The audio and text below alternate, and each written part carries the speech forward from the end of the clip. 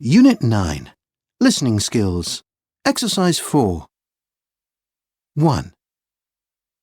I think people can lead a happy life without money. Well, it's certainly not impossible. Of course they can't. 2. I think all pop stars earn far too much money. Surely that's a slight exaggeration. Don't they just? 3. Rich people just don't understand the true value of money. I couldn't agree with you more. I'm not sure that's a fair assessment. 4. I don't believe saving money is relevant in today's society. It's never been more relevant. Well, you have a point there. 5. Footballers deserve more money. Oh, absolutely. You're not serious. Unit 9. Listening Skills. Exercise 6. I've just heard an interview on the radio in which they were discussing student loans. Apparently, more and more students are now getting into debt, and it's taking some of them years to pay it off. Yes, I read something about that in the newspaper yesterday. It said that unless graduates can find extremely well-paid jobs, they are finding it difficult to pay back their loans. What I don't understand is why some students get into so much debt in the first place. Apparently, some students owe more than £50,000 by the time they graduate. That seems excessive to me. Not when you consider the cost of fees, books, accommodation, and the general cost of living. It all adds up. It's only to be expected, really. But surely they should take measures to make sure they don't end up with so much debt, like taking a part-time job, for instance. They said on the radio that under a third of students have part-time work. Well, I imagine it's not easy to find a job, and you've got to fit it in with your studies. They probably don't have time. Oh, yes, and all students study so hard and have absolutely no free time to do anything else. Jobs suitable for students aren't always easy to come by, though. And don't forget, they're not that well paid anyway. Well, you could be right there. My friend Miriam was paid next to nothing for the cleaning job she had. Well, if it were me, I'd ask my parents to lend me the money. Then I wouldn't have to worry about high interest rates and could pay the money back at my leisure. Do you think everyone has parents who can afford to do that? Mine would certainly struggle. And most students would rather be independent. They don't want to have to rely on or be indebted to their parents for years. I'd still rather owe my family than owe a bank. Well, I think the only way to avoid the situation is to not bother with university and try to start earning as soon as you leave school. Isn't that a bit of a drastic solution? What if you couldn't find a job? Some jobs have thousands of applicants nowadays. With a degree under your belt, surely you're more likely to find a good job. But even for graduate jobs, there's tremendous competition. I'm not sure it's a guarantee of getting work anymore. And certainly not a job that's going to pay off your loans. You could just end up with mountains of debt and no job at the end of it all. We seem to have come full circle here. Let's continue this over a coffee. Good idea. Who's paying? Unit 9. Pronunciation. Exercise 2. A. If the goods are faulty, we will give a full refund. B. I like shopping for fresh produce and local farmers' markets. C. I don't like giving money as a present. It doesn't seem very personal. D. Interest rates are set to increase again next month. E. I took it back to the shop, but they wouldn't refund the money. F. I wasn't sure when to present him with the bill for my work. G. I don't know how that shop manages to produce such inexpensive clothing. H. The recent increase in the cost of living has made life very difficult for many families. Unit 9. Pronunciation. Exercise 6. A. If you bought something which had a defect, would you take it back and ask for a refund? B. Has there been an increase in the cost of public transport in your town recently? C. Would you object to paying higher taxes if public services were increased? D. Do you prefer to buy fresh produce locally or fruit and vegetables imported from other countries? E. Do you always take a present when you're invited to someone's house? F. Would you refuse to work if your employer tried to change your contract or working conditions? G. Should the public be permitted to read a company's financial records, or should they be kept private? H. Do you think that students have a right to protest about increases in fees? Unit 9. Exam Listening. Section 3.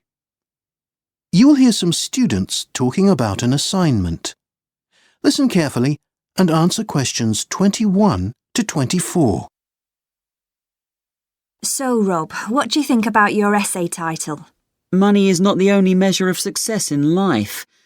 I don't feel very inspired somehow. I'm struggling with ideas at the moment. What do you think, Ed? Well, there's certainly plenty you can say on the topic, but it's evidence and examples to back up your argument that they're looking for. Have you got any? I'm sure there must be plenty, even from your own life experiences. You must know some successful people who aren't necessarily wealthy, Rob. I suppose so. I mean, you can be successful, but that doesn't always mean you are fantastically paid. Take nurses, for example. They aren't paid well, but do a very worthwhile job. You can't say they're not successful, can you? That's true. But with many jobs, good pay does equal success. Most top businessmen and bankers get really high salaries. And what about top sportsmen and women? Some footballers earn a fortune. Yes, but that doesn't mean success always equals money. There are plenty of examples to disprove that claim, I think. Yes. What about all the people who do things for no pay at all? Volunteers and people who do things for charity. A friend of my mother's has been volunteering at a local youth group for years. She works full-time too, but isn't well off, and she puts in hours of her free time every week. I would definitely say she's a success. I think you should be able to measure someone's success by what they give back to society. I don't think it's the only way to be successful, though. There are different types of success, I suppose. Material success is certainly one of the most obvious, tangible ways of judging success. If someone owns a big house and drives a fast car, you automatically assume they're successful. But they might not have earned that money. It could be inherited or won in the lottery. Or stolen. Exactly. Not all rich people have earned or even deserve their wealth. So, can you say they're successful? What about stars and singers then? Most of them are rich and successful. And all extremely talented. Some famous people just rely on good looks or luck to get them where they are. And there are some very gifted actors who never get to Hollywood and make millions of dollars. Does that mean they're not successful? I think we're forgetting something important. What about academic achievement and success? That's got nothing to do with wealth. But it has. If you do well at school and university, you're more likely to go on to get a well-paid job later in life. Yes, but my point is that you can be a success at a young age through what you do at school. And although that may have a bearing on what happens later in your life, at that stage, it's not about money, is it? I suppose not. And nowadays, academic achievement is no guarantee to finding a good job anyway. So many graduates seem to struggle to find work, and not everyone studies in order to improve their career chances. Some people just do it for pleasure. Absolutely. Or to add to their skills and knowledge and improve themselves as individuals. It's true not everyone views academic study as a pathway to a money-making career. I have a friend who's recently finished a master's degree and now wants to do a PhD, and for him, it's all about his passion for his subject. I don't think he's even thought about what he'll do at the end of it all. And it's not just academic success either. There are all sorts of other things you can be successful at that don't necessarily bring you wealth. What about sporting achievements and music? And success in your personal life, your family. That's so important to many people. You know what they say, money can't bring you happiness. I know lots of people who would rather be in a happy, fulfilling relationship than be rolling in money. I'd like both. Well, ideally, I suppose most people would. But seriously, there's enough evidence to prove the theory wrong, don't you think? Unit 9. Exam Listening. Now answer questions 25 to 30. So, how are you getting on with your essay, Rob? Really well, actually. I've almost finished, and I'm quite pleased with it. I just need to write the conclusion and tidy things up a bit. Great. So, you found enough to talk about then? Too much, really. I found quite a few articles that really helped me, and I even found a national survey which was carried out last year to see what ordinary people think about success. I've included some of the results in my survey. It's quite interesting, really. Have a look. Oh, do you mean this chart? Yes. The people in the survey were asked to rank the things they considered to be the most important indicators of success for them. And as you can see, it seems that, in general, most people are more concerned with other things than possessions and riches. You can see that by far the most popular factor was a happy family life. 82%.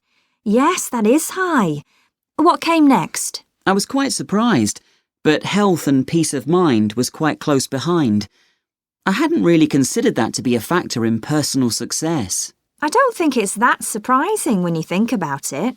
Particularly as you get older, you have more responsibilities and worries about jobs, health and family. Even if you're successful, it's difficult to appreciate it if you're in poor health or are constantly stressed or worried about something. Job satisfaction comes quite high, 73%. Well, that's no surprise. It's great if you love your job and find it rewarding. I can't imagine feeling a success if you hate what you do. And after that came feeling valued.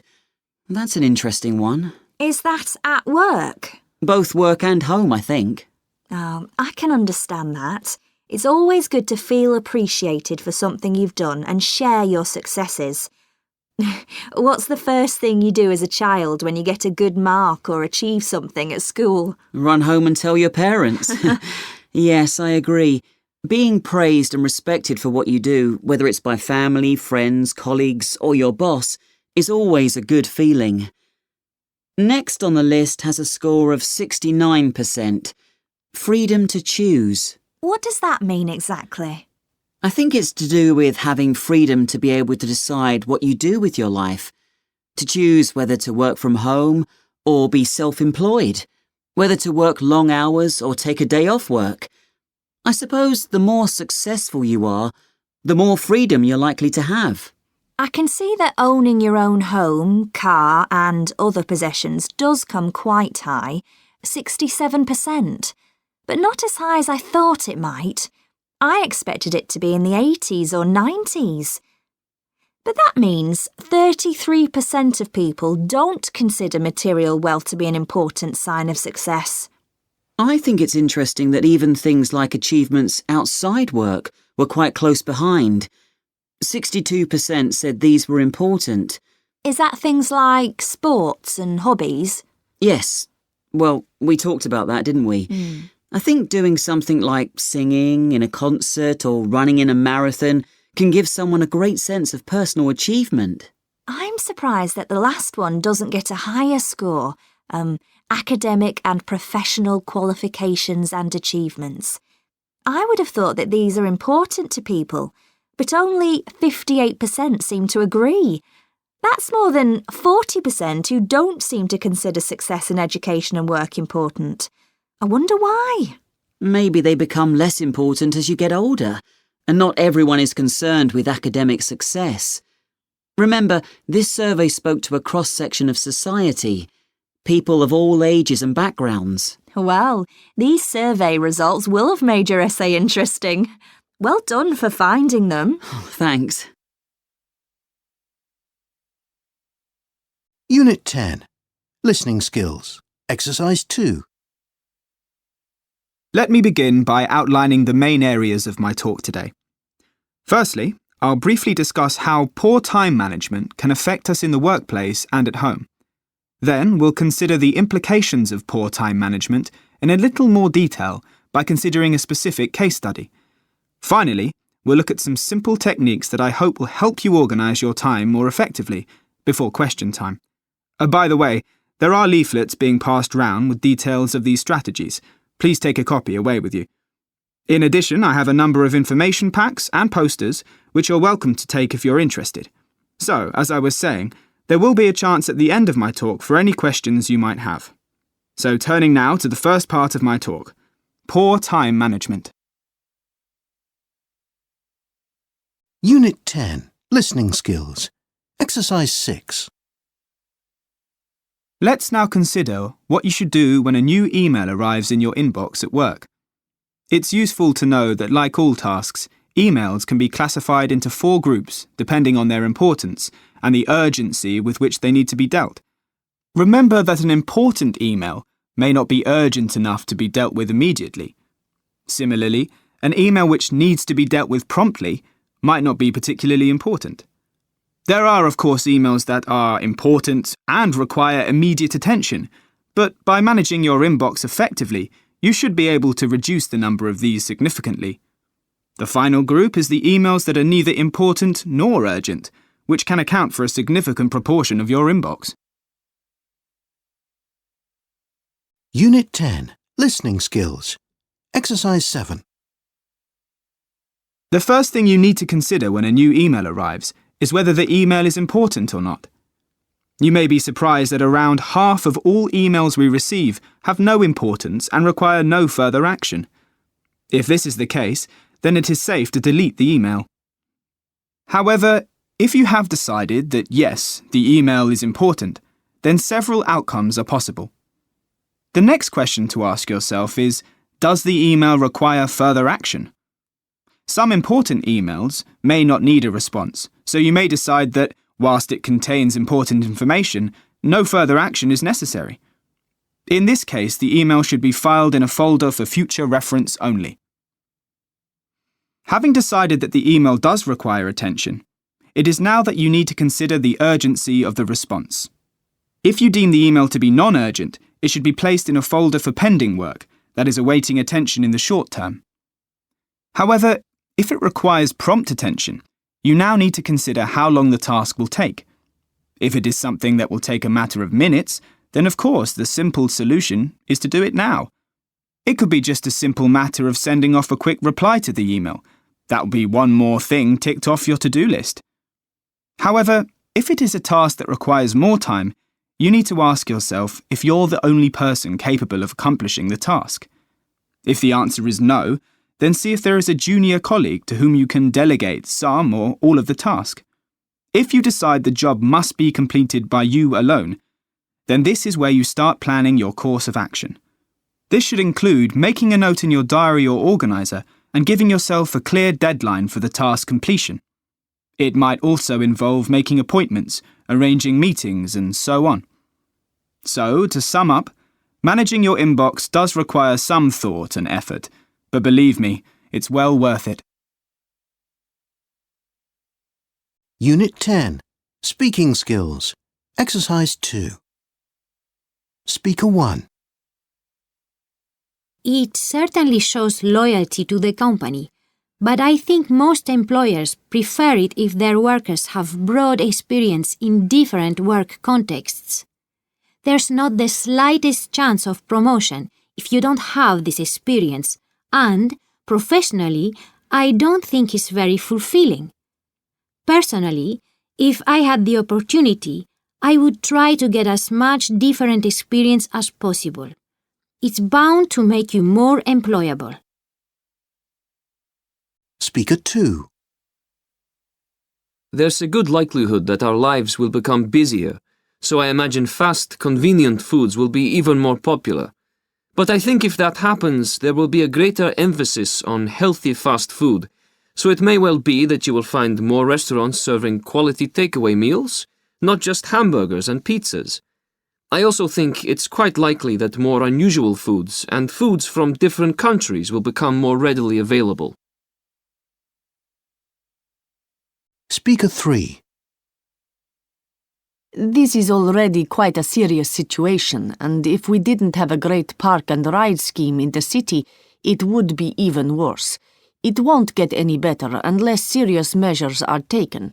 The trouble is, even if you provide better and cheaper public transport, people will still prefer the convenience of using their own private car, and it's highly unlikely that making bus fares cheaper will change their minds. Speaker 4. Much more than I think most people realize.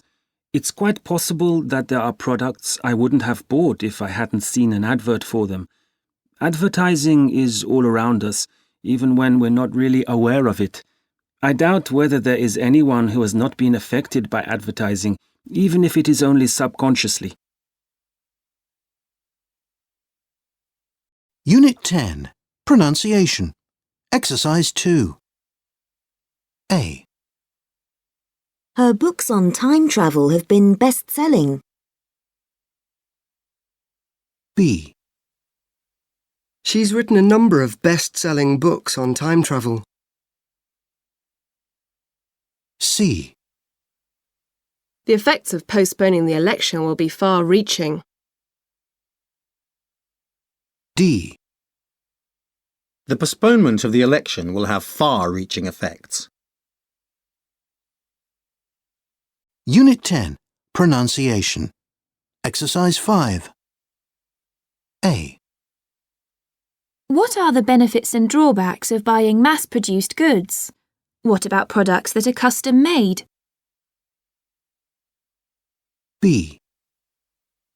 What are some of the long-term effects of flooding? C. What is the most cost-effective way to travel in your country? D. How can cross-cultural understanding be best achieved? E. What's the best way of keeping up to date with world news? F. What are the advantages and disadvantages of students working part-time? G. Do you like modern buildings, or do you prefer them to be more old-fashioned? H. What are the most time-consuming daily activities for you? I.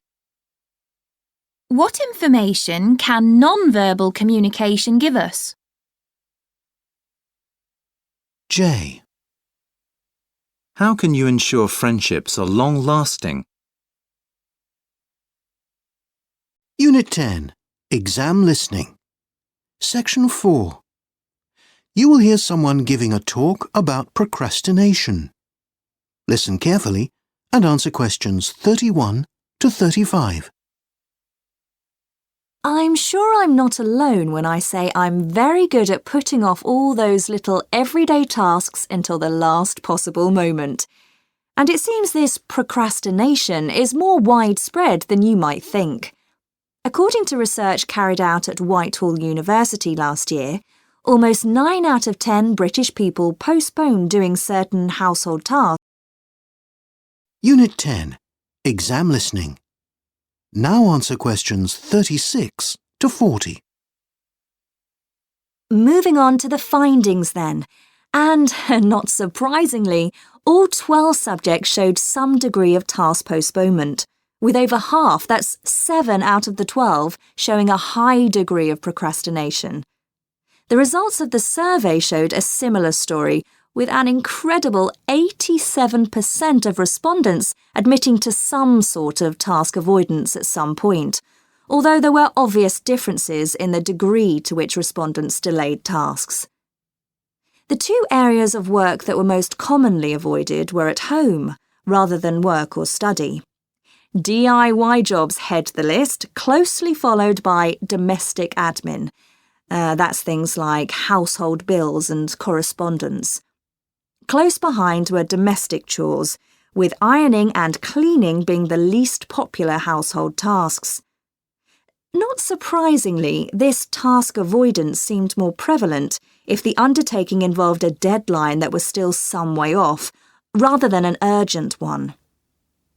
Typical examples of such tasks were responding to non-urgent emails, paying bills, and starting assignments, which I'm sure many of you can relate to. As the deadline for a task approached, motivation to complete the task generally increased. What is interesting to note is that the majority of the subjects did not postpone tasks in order to do something more urgent or important. In fact, most appeared to delay starting the jobs in favour of unimportant or non-essential tasks, such as having a coffee, a chat on the phone, or tidying a desk. Could it be, then, that the nature of the postponed tasks holds the key to their delay? Indeed, it seems that the more disagreeable the task seems to the performer, the higher the degree of procrastination involved. More enjoyable and satisfying tasks, like choosing new curtains for the house or replying to emails from friends, were generally performed without much delay. When an analysis of different groups was conducted, it was found that there was no obvious difference between age groups or genders. It seems that you either are a procrastinator or you're not, with age and gender having little relevance. Neither was there a clear link between hours worked or studied and levels of task avoidance. However, there did seem to be one clear distinction, and this was between respondents who could be classed as high achievers, that is those with higher level qualifications and in professional and managerial positions. These people generally seem to have a lesser degree of procrastination than those with fewer academic qualifications or in more basic or unskilled jobs. When asked why they avoided tasks, the most widely given answer was lack of time, lack of motivation, and, particularly where DIY is concerned, lack of skill or confidence to get the job done. The more confident we feel about the task, the less likely we are to procrastinate. But the more we lack confidence in our ability to complete a task, the greater the likelihood is of avoiding it altogether. Respondents to the survey also cited forgetfulness and being easily distracted by other tasks as the reason for avoiding jobs. Another popular reason was not having the self-discipline or willpower, a characteristic often seen in those who find it difficult to lose weight or give up smoking. Indeed, some respondents talked about putting off starting a diet as an example of their procrastination habits. So, what do these results tell us? The one thing that seems abundantly clear is that, for whatever reason, the vast majority of us have a tendency to procrastinate. Our findings do highlight some general characteristics of procrastinators and the type of tasks avoided. Improve your skills. Listening and speaking for IELTS 6 to 7.5 by Joanna Preshous. Published by Macmillan Education, a division of Macmillan Publishers Limited. Copyright Macmillan Publishers Limited 2014.